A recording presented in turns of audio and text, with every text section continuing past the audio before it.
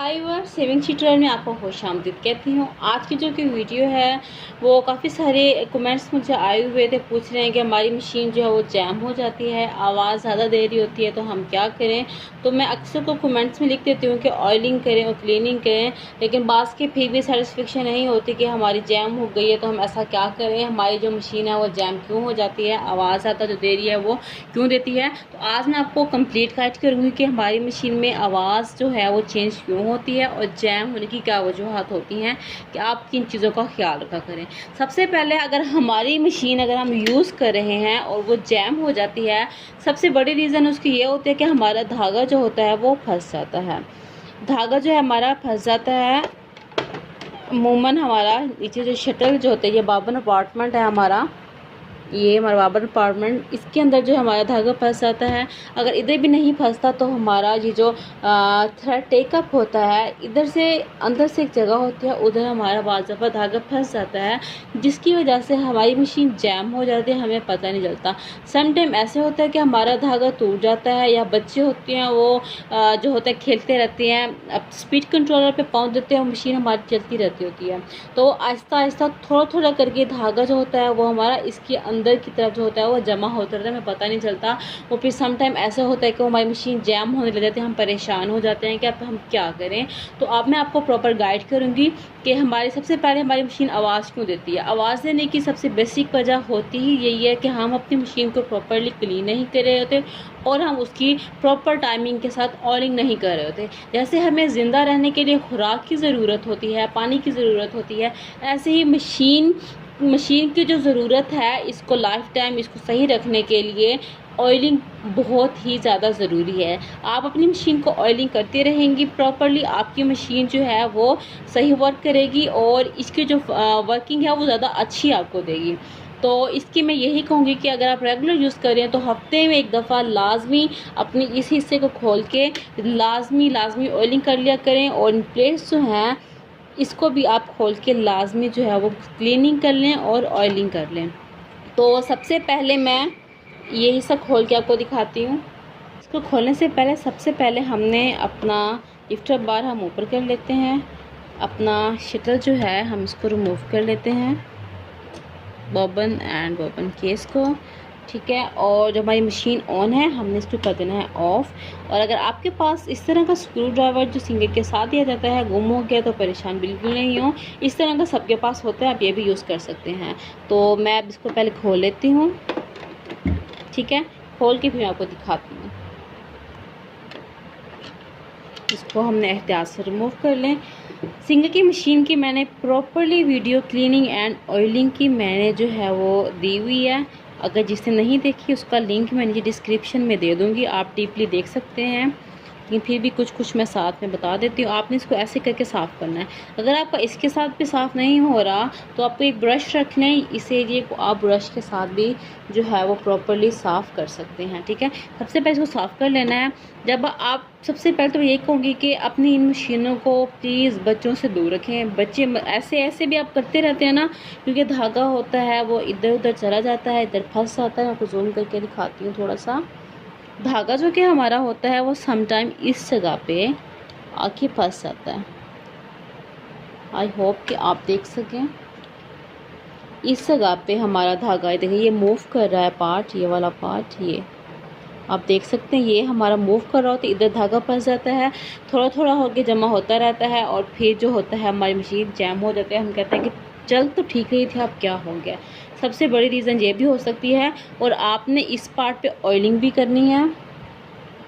मैं आपको जूम करके ये देखिए, अब आपको क्लियर्स नज़र आएगा। इस जगह पे हमारा धागा फंस जाता है, देखिए मूव कर रहा है, बच्चे हिला रहे हैं स्पीड कंट्रोल पर आराम से। आप कह रहे हो कि बच्चे खेल रहे हैं, लेकिन यहाँ पे अक्सर बड़ों से भी हो जाता है, धागा इस जगह पे फंस जाता है, वो थोड़ा थोड़ा करते करते जैम हो जाता है। इसके लिए आपने सबसे पहले धागा निकालना है। अब आपको धागे निकालने में मुश्किल होगी कि हम धागा कैसे से निकालें, तो आप इसके लिए पिन यूज़ कर सकते हैं, नीडल यूज़ कर सकते हैं, और इस तरह की एक चिमटी होती है, ये आपको आराम से मार्केट में 50 रुपये की मिल जाएगी, ठीक है। ये इस चीज़ के ज़रिए से आप जो है वो इजीली जहाँ पे भी आपका धागा फंसा हो, आप इसको यूज़ करके अपना धागा जो है वो निकाल सकते हैं। तो आपने फ़र्स्ट ऑफ ऑल ये जो नीडल्स बार है हमारा, ये देखिए ये हमारा निडल बार है, ये यू कैन सी। सबसे पहले हमने निडल बार पे भी ऑयलिंग करनी है। मैं इसकी डीपली वीडियो मैं दे चुकी हूँ आपको, लेकिन आपको समझाने के लिए मैं फिर बता रही हूँ। जिन्होंने नहीं देखी वो जाके इसको देखें। इसको क्लीन लाजमी करें हफ्ते में।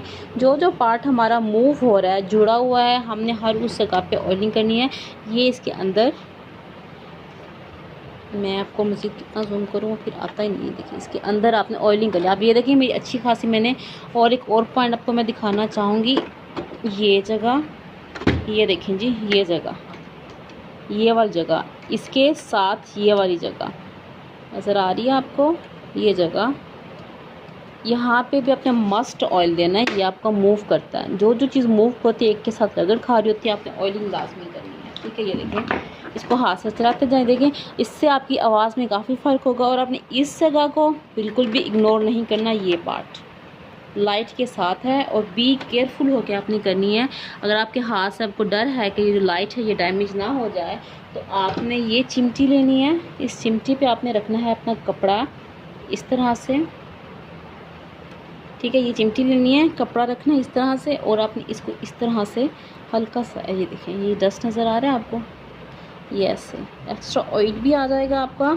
और बहुत आराम से करनी है। ये देखें डस्ट आपको नज़र आ रहा है, ये देखिए ये आपका ऐसे करके आपने यहाँ पे भी अपना डस्ट जो है वो सारा रिमूव कर देना है। ये यूँ करके, ये भी है तरीका। और ये भी है कि ये भी अगर आपके पास नहीं है तो आप परेशान ना हो, स्क्रू ड्राइवर सबके पास होते हैं इस तरह का, आप ये भी यूज़ कर सकते हैं। ये देखिए आपको मैं बता रही हूँ मेथड। ये देखिए जहाँ तक मुमकिन हो, पॉसिबल हो, बहुत ज़्यादा अपने कपड़े को दबाना नहीं है, बहुत ही हल्के हाथ से। ये देखें ऐसे करके आपने इसको साफ़ करना है। ये साफ़ हो गया है और फिर आपने बहुत ही एहतियात के साथ आपने इसको ठीक कर लेना है। और इसको मैं करती हूँ बंद, इसको वही।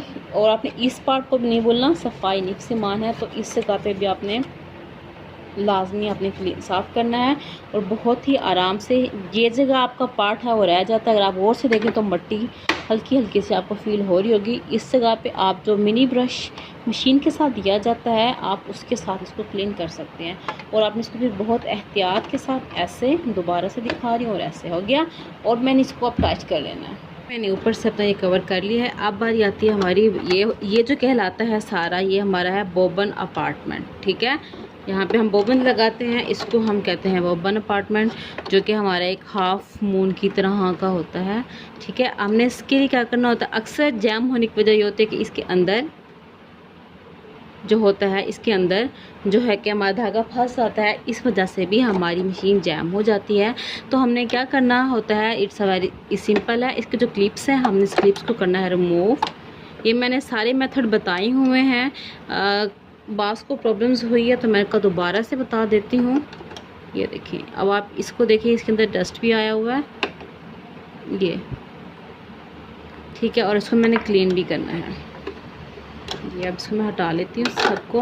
और आप खुद ही देखें, अगर आपको नज़र आ रहा हो, ये देखें, मैं आपको ज़रा फोकस करके दिखाना चाह रही हूँ, हो जाए।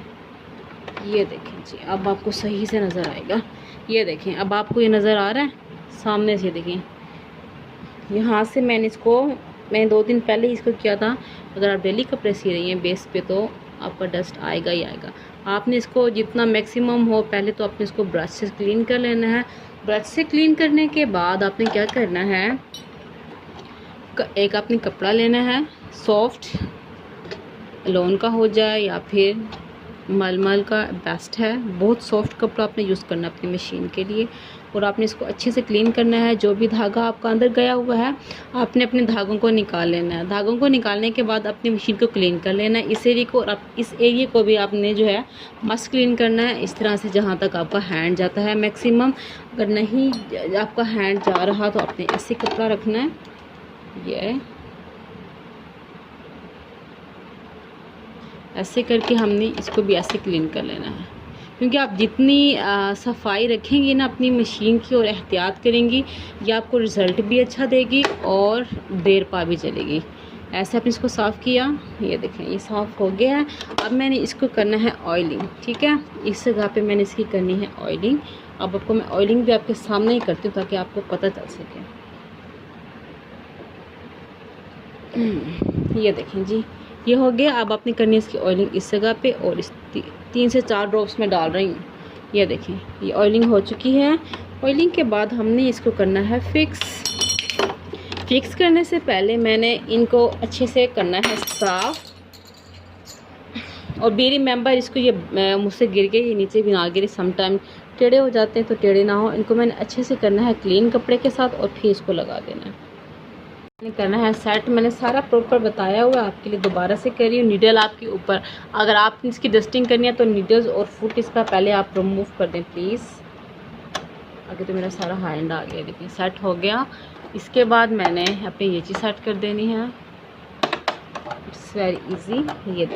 ये ऐसे करके ऐसे लगा दूँगी। ये हमारा सेट हो गया है। तो आपने डायरेक्ट अपनी मशीन ही चलानी, इसको पहले अपने हैंड से चलाना है आपकी मूविंग इजीली सही हो रही है या नहीं। इसके बाद मैंने अपनी मशीन को कर देना है ऑन और इसके बाद स्लोली मशीन चला देना है, ठीक है। ये मेरी मशीन 4 दिन पड़ी रही है बाहर, अच्छी खासी डस्ट आई हुई थी। और इसको मैंने 3 मिनट अपने ऑयलिंग करने के बाद 3 मिनट चलाना है। और आपने जो ये प्लेट है इसको भी साफ़ करना है। मैं सबको साफ़ कर चुकी हूँ, अपने इसको भी मस्त साफ़ करना है। ये देखिए एग्जैक्ट है। अब इसके बाद हमारी मशीन जो है, धागे निकल चुके हैं, इसकी आवाज़ भी पहले से बेहतर हो चुकी है और इसकी जो वर्किंग है वो भी अच्छी सी है। ओके, ये देखिए ये हमारी मशीन ओके हो गई है और इसकी जो आवाज़ है वो भी नॉर्मल हो गई है। और मैं आपको एक और बात भी तो पहले भी कही थी, दोबारा कहना चाहती हूँ कि ये मशीनें ख़ासतौर पे पाकिस्तान में पंजाब वाली साइड पे मट्टी बहुत ज़्यादा होती है। इसको आप ओपनली बिल्कुल भी ना रखें कि आप स्टिच करी हैं, मसलन शाम को तो आप चली गई हैं, पूरा शाम को ऐसे पड़ी रही है, पूरा दिन पड़ी रही है, तो उसके अंदर मट्टी चली जाती है। तो ख़ास तौर पर डस्ट का ख़ास तौर पर आप एहतियात करें जितना हो सके। इसको आपने जिस साथ कवर दिया जाता है उससे इतनी ज़्यादा जो है वो डस्ट कवर नहीं होती। 2 से 3 जब मोटा कपड़ा ऊपर दे के रखें ताकि डस्ट से जितना मैक्सिमम हो सके बच सकें। अगर आपके पास इस तरह की बड़ी बोतल नहीं है, इस तरह की बोतल्स आराम से अवेलेबल, आप इससे भी आराम से ऑयलिंग कर सकती हैं। इस मशीन में ये जो ऑयल है ये तकरीबन तमाम पार्ट्स पे इजीली पहुंच जाता है, कोई मसला नहीं होता। तो ये थी मेरी वीडियो कि हमारी मशीन जैम जो होती है उसकी वजूहात क्या होती हैं, किस तरह से साफ़ करना है और किस तरह से क्लीन करना है। अगर आपकी मशीन जैम हो गई है, धागा फंस गया है, तो आपने अपनी मशीन को चलाना नहीं है।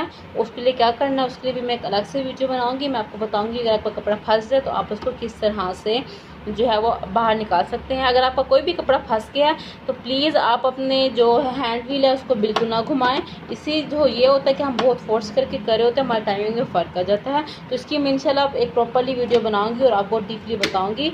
ये थी मेरी वीडियो, आपको कैसी लगी कमेंट्स करके ज़रूर बताइएगा। अगर अच्छी लगी हो तो लाइक कीजिएगा। मज़ीद कुछ और भी प्रॉब्लम्स अगर आती हैं तो आप कमेंट्स करके मुझसे पूछ सकते हैं। अब मैं आपसे चाहती हूँ इजाज़त, मिलूँगी आपसे नेक्स्ट वीडियो में। तब तक के लिए अल्लाह हाफ़िज़।